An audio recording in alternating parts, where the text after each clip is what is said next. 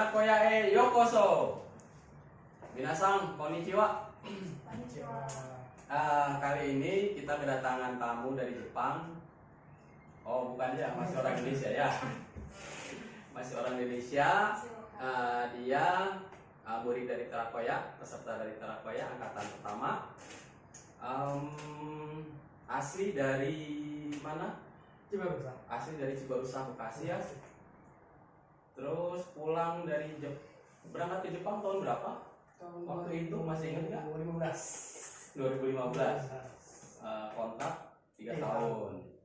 Kontrak 3 tahun, pulang tahun 2018. Oke. Abe nama panggilannya, kalau nama aslinya saya lupa ya siapa ya, karena nggak pernah dipakai. Dia angkatan pertama di Terakoya. Waktu itu Terakoya masih ya anak ini ya, anak apa ya, masih kecil banget, dan dia salah satu pelopor sampai berdirinya Terakoya yang seperti ini. Oke, udah berapa lama di Indonesia? Sekitar 1,5 tahun lebih kan ya? 1 tahun setengah ya. Udah lumayan lama ya. Terus kalau ini siapa ini? Di apa, boleh bisa diperkenalkan kira-kira? Teman. Oh, teman. Teman hidup. Oh, oke. Ex Jepang juga?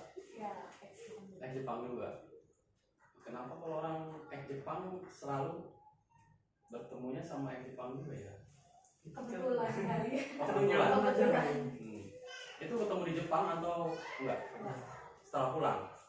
Setelah pulang baru ketemu. Nah, kerja di satu perusahaan yang sama, akhirnya ketemu. Kebetulan juga dulu. Sebenarnya dia tuh senpai. Oh, senpai. Harusnya itu senpai. Sebenarnya. Wow. Oke. Dia kan pulang tahun 2018 April. Iya, sebenarnya lebih senior ya. Iya. Oke. Gimana sih? Enak gak sih kerja di Jepang? Kalau dibilang enak ya enak, kalau dibilang enak ya enak aja sih sebenarnya. Tergantung kita menyikapinya aja. Jadi jalanin aja ya. Karena kan emang tujuannya kan gitu kan. Oke. Mungkin saya sedikit cerita ya soal AB ini. Dia dulu masuk ke Terakoya dengan bobot berat badan sekitar di bawah 50. Nah, 48 Ya. ya? 47 atau 48. Waktu itu kami ikut sertakan untuk tes, dan ternyata ditolak karena berat badannya masih di bawah standar. Dan kemudian 1 bulan kemudian, karena AB ini memang semangatnya tinggi dan keinginan untuk ke Jepangnya tinggi, akhirnya dia pola hidup sehat ya. Minum apa waktu itu? Iya. Ada pil khusus. Biar bisa nambah berat badan. Olahraga juga sih, Olahraga ya, olahraga hidup sehat ya. Waktu itu aja kali kayaknya. Iya. Yang penting bisa ikut tes.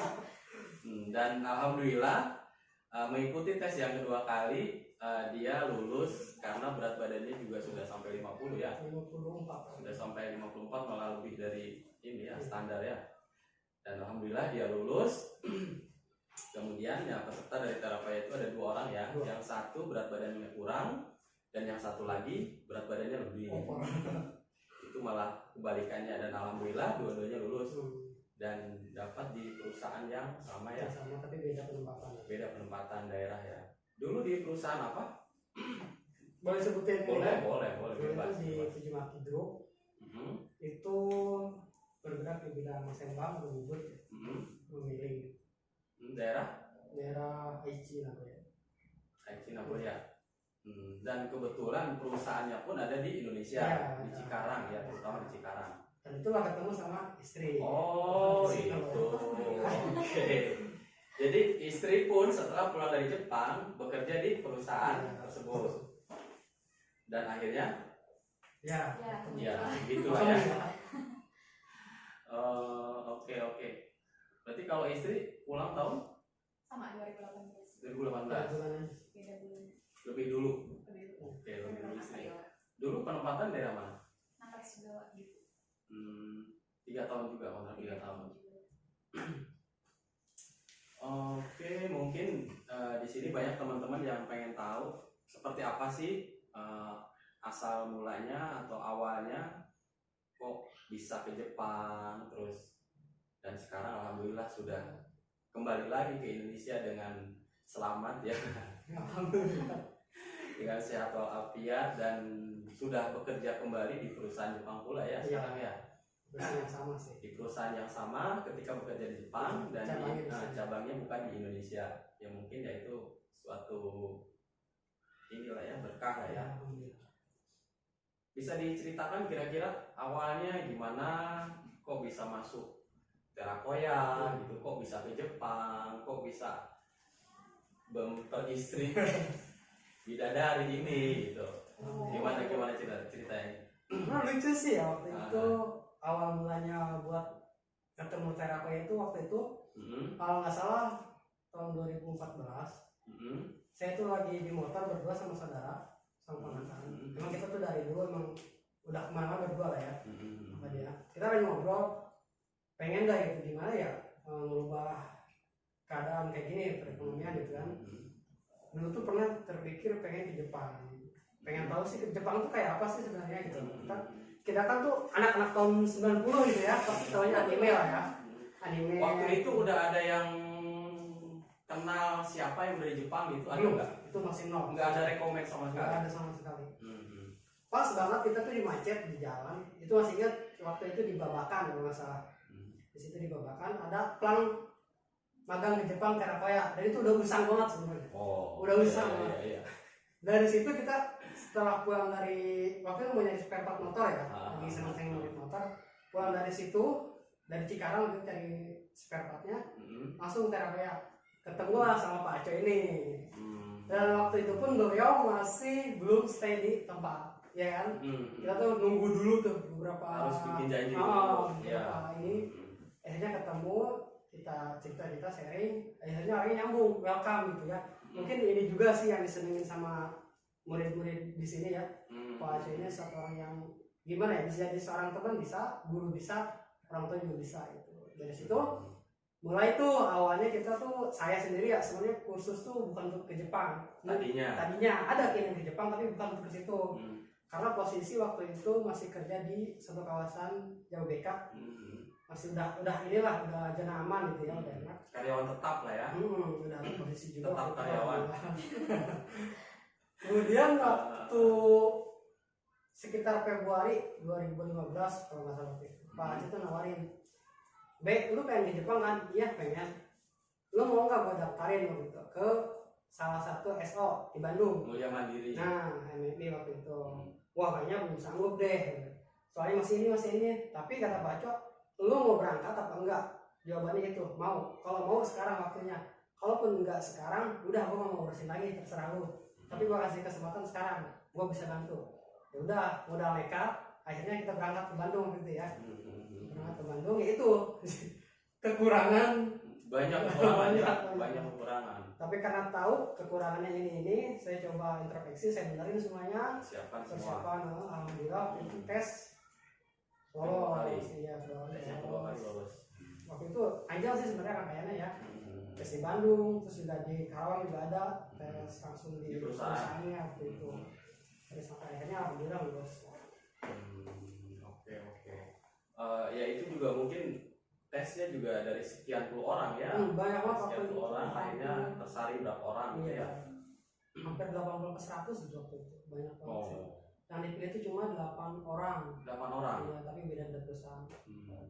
Dan salah satunya AB di situ ya. 8 apa sih? 8. Ya, ini ya. 9 kalau nggak salah. Karena kan itu waktu Beruntungan ya. Nggak 10%. Waktu itu ada 3 perusahaan ya. Itu ada 3 perusahaan buat di Burma, kalau nggak Burma, Poka sama di Nagoya itu Daiichi. Saya kebetulan bagian yang di Daiichi. Ini 9 orang semuanya. Mungkin teman-teman juga ada yang nonton di sini buat sampai Daiichi. Proyek-proyek lain yang ada di sana ya. Ada sih, ada anak Terakoya kebetulan regenerasi dari AB ini di perusahaan yang sama itu ada 3 orang ya. 4 4 ya. Ada 4 orang ya. Ada 4 orang.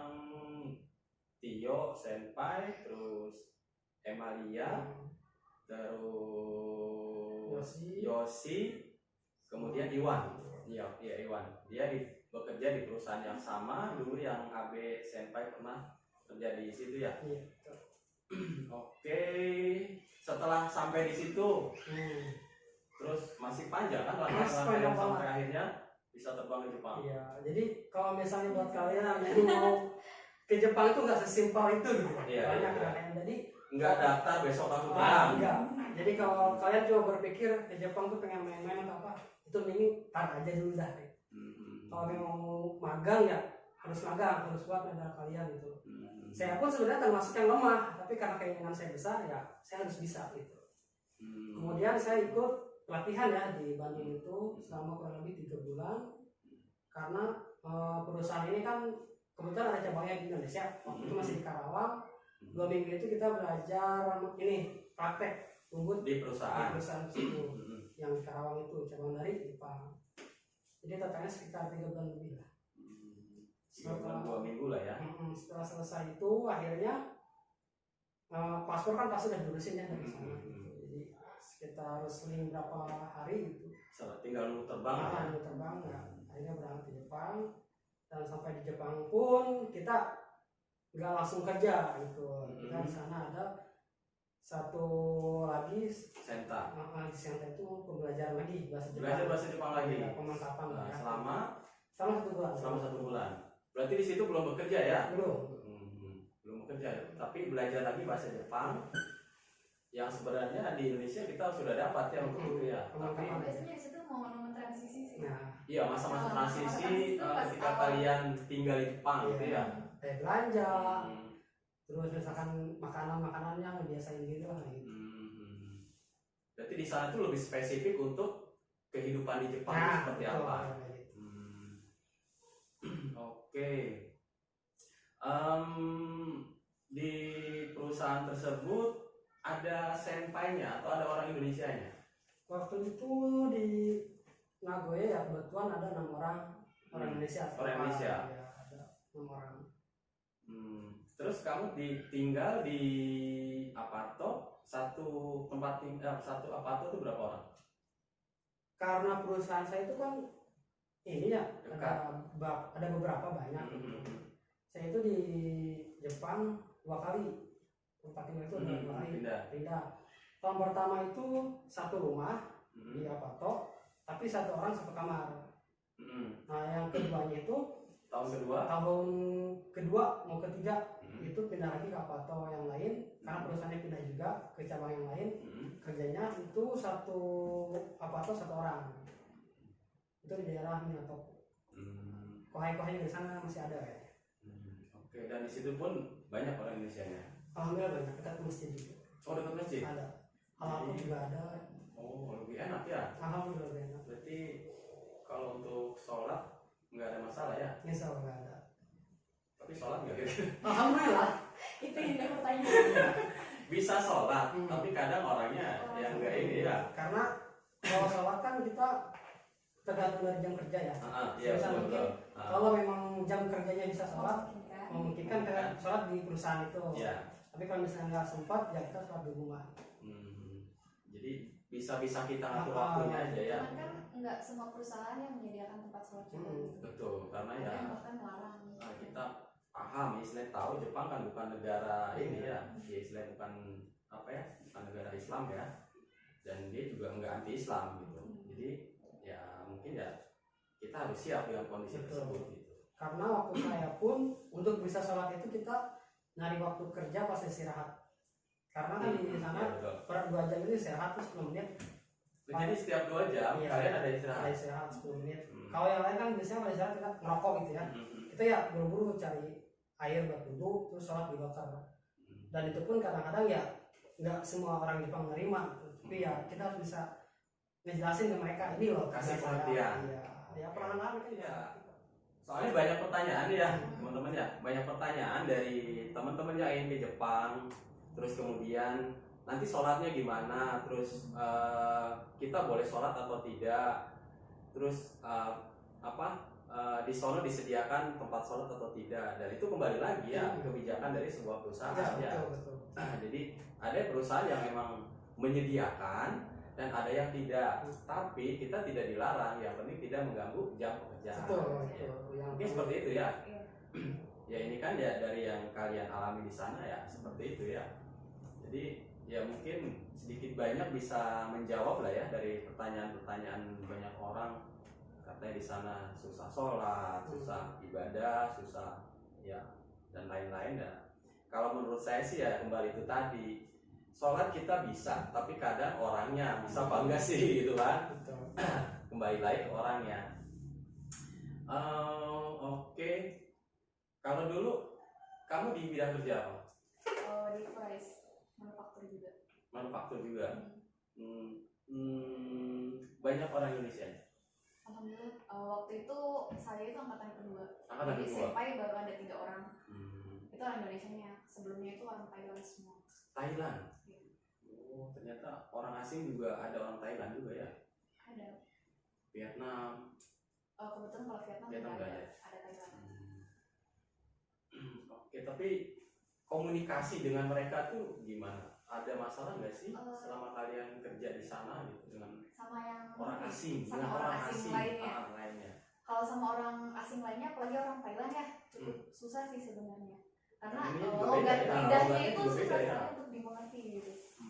Sedangkan kalau masih ini kita ngobrol langsung sama orang Jepangnya gitu. Ya malah lebih enak ya. Malah jauh lebih enak. Kalau sama orang Thailand itu kita harus menerka-nerka gitu.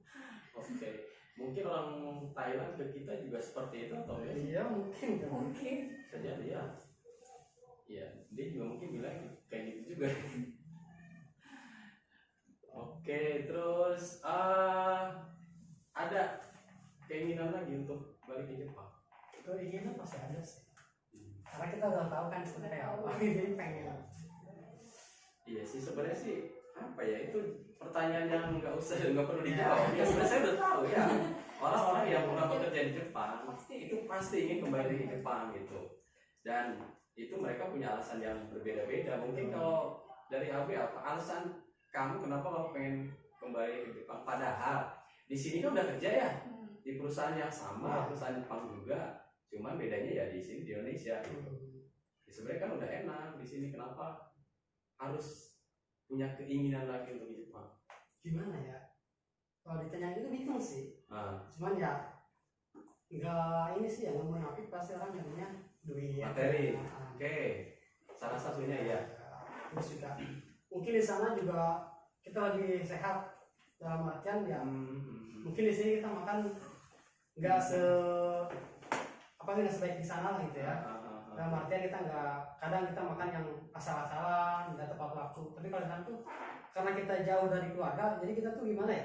Buat protek diri kita tuh biar sehat terus gimana sih? Makan tepat waktu, terus dicukupin gizi-gizinya gitu kan. Pola hidup sehat ya. Kalau di sini kan kadang kita tidur aja masih udahlah, tar lagi sampai akhirnya begadang, misalnya kayak gitu kan. Tapi kalau di sana kita tuh Tetap ya harus makan gitu ya. itu ya, walaupun malas ya kita harus makan. Jam segini kita harus tidur gitu. Jadi disiplin lah di sana. Tapi kalau di rumah emang kayak gitu ya, enggak gitu. Kalau itu nanti dibahas lagi. Gitu. Jadi ya intinya tetap pengen diri lagi ya. Tapi lebih spesifiknya ke kayak sistem kerja sih sebenarnya. Sistem kerja dan pola kerjanya orang Indonesia sama orang Jepang itu beda. Lebih gimana ya? Jasa kita, tenaga kita itu lebih jauh dihargai di sana. Oh iya.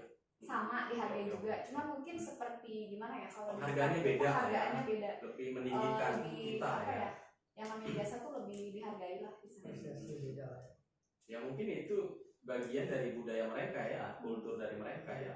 Dan kita juga tidak bisa menyalahkan orang Jepang yang berinvestasi di sini mengikuti budaya yang ada di Indonesia gitu. Nah, itulah kenapa banyak teman-teman yang walaupun sudah bekerja di perusahaan Jepang, dia tetap aja pengen kembali ke Jepang ya. Iya, apa sih? Ya walaupun ya materi sih emang penting ya. Cuman di luar dari materi ya mungkin yang tadi kalian sampaikan. Tapi dari situ juga kan mendukung kita juga ke kerjaan gitu. Kepribadian kita juga beda. pola pikir kita juga beda. Sebenarnya bukan sekedar materi sih, banyak banget hal yang bisa itu kita salah satu ambil. contohnya aja sih. Iya, materi itu kan mengikuti ya. Cuman kan ya istilahnya kalau cuma hanya mencari materi mungkin ya kalian nggak perlu Jepang. Iya. Di sini juga bisa. Di sini juga bisa beli tuyul atau apa. Terus ada nggak sih pada satu momen atau suatu waktu atau kejadian yang bikin kalian tuh udahlah gue nyerah aja, gue pulang aja lah gitu, ada nggak sih? Kalau untuk pulang, kalau saya sendiri sih memang dari awal berangkat tuh ya udah nargetin selama 3 tahun ini harus keluar, gak boleh pulang. Sebenarnya banyak sih ya cobaan itu, dari nenek meninggal gitu kan nggak bisa ini, terus dari tua juga pas meninggal nggak bisa ada di rumah, banyak sih. Terus juga pas paling berat pengen pulang tuh paling ya pas dengar orang tua sakit apalagi kangen. Tapi ya jangan nggak sampai gue harus pulang besok enggak gitu, tapi ya ingat lagi Hanya terlintas ya. Ingat lagi ke pertama gue tujuan awal. dan yakin selama 3 tahun ini gue nggak boleh pulang apapun yang terjadi, karena ya dari ketentuan awal kan kita udah janji sama pihak ESO itu ya kalau bisa jangan pulang. Apapun alasannya gitu. Udah berkomitmen dari awal aja gitu. Sebisa mungkin ya saya harus tepati itu. Ya kita berkomitmen dari awal, siap untuk bekerja di Jepang dengan kontrak 3 tahun, dan selama itu ya kita mengikuti aturan-aturan yang sudah kita setujui ya, ditandatangani di situ ya. Iya, jadi ya banyak sih ya, sebenarnya banyak. Kadang baru 6 bulan atau 3 bulan mereka kadang udah gak betah di Jepang, pengen pulang. Ya sebenarnya mungkin itu masa transisi ya. Iya, masa transisi. Karena ketika saya tanya di tahun ketiga itu rata-rata nggak mau pulang. Rata-rata kayak gitu. Iya, rata-rata nggak mau pulang gitu. Pelaku nggak kerasa dia udah mau pulang gitu kan. Iya, tapi kalau ditanya di bulan pertama sampai 6 bulan itu ya rata-rata pengen pulang ya pasti. Karena masa transisi itu ya. Bahasa juga belum ngerti, makanan juga masih menyesuaikan, lingkungan apalagi. Pasti banyak keluhan-keluhan lah ya. Betul. Terus apa sih? Kalian tetap bertahan di Jepang walaupun ya, kayak kangen, rindu dan lain-lain. Apa sih yang membuat kalian sampai sekuat itu gitu? Sebenarnya nggak untuk apa sih ya, menahan atau apa sih namanya, iya melawan itu gitu. Apa ya? Coba aku dulu deh. Lebih ke itu sih, karena niat awal kembali lagi ya. Niat awalnya emang niat pengen membahagiakan orang tua. Itu niat dasar sih sebenarnya, niat dasar banget. Cuman karena kita merasa kita punya tanggungan waktu di rumah. Kapan lagi sih ada kesempatan ini gitu? Karena nggak semua orang itu dapat kesempatan yang sama. Betul. Mungkin untuk sekarang banyak, misalnya LPK yang menyalurkan. Cuman yang namanya kesempatannya nggak semua orang itu dapat. Nggak semua orang. Nah, itu yang salah satu yang bikin bertahan juga, alasan untuk bertahan tuh itu. Kalau Abe? Sama sih sebenarnya. Kensuza itu kan memang nggak bisa 2 kali ya. Kalau nggak salah kontrak. Pas kita berangkat kontrak 3 tahun, masa sih kita udah nyampe sini harus mundur gitu. Sementara nih di belakang kita nih step-stepnya ini udah banyak banget sebenarnya yang ngantri pengen kayak kita gitu. Betul. Ingin di posisi seperti ini. Gitu. Kenapa kita yang udah di sini? Ya, lu sabarlah dikit, lu tahanlah dikit gitu, sampai akhirnya nyampe finish gitu. Terus juga ya kembali lagi karena kalau prinsip dari awal itu, kalau saya sih prinsipnya gitu. Seandainya saya berjanji, saya harus bisa menepati itu. Seandainya saya berkomitmen, ya saya harus bisa megang komitmen itu gitu. Oke. Mental kayak susah ya. Iya. Walaupun ya mungkin ya nggak semuanya. 6 bulan awal ya saya juga sering ceritakan. Oh iya itu ya. Pasti galau. Apalagi ya itulah. Ya kan kita udah. Berarti ini nggak usah dibahas ya. Nah, itu kayaknya nggak usah deh. Nggak usah ya. Terpanggil. Yaitu homesick ya, hal-hal seperti itu pasti semua orang ngerasain, semua Kensuke pasti ngerasain ya di 6 bulan pertama ya, rindu, kangen, ingin pulang, yang di rumah gimana, ya pasti ngerasain ya. Next time rencana kalian ya, rencana kalian buat ke Jepang. Iya, atau masa depan untuk masa depan kalian, misalkan saya mau ke Jepang lagi, atau misalkan saya mau ngurus rumah di rumah aja, rencana kalian apa? Kalau saya sih ya planning pasti ya itu pengen ke Jepang atau tapi yang kita planning kalau sudah planning lain kan. Nah untuk lain kan masih ini sih ya masih kerja terus sekarang ini karir lah. Kalau misalnya memang jenjang karirnya bagus kenapa enggak ya. Tapi kalau misalnya memang ya dirasa saya kayaknya pengen Jepang aja deh, lebih baik di Jepang.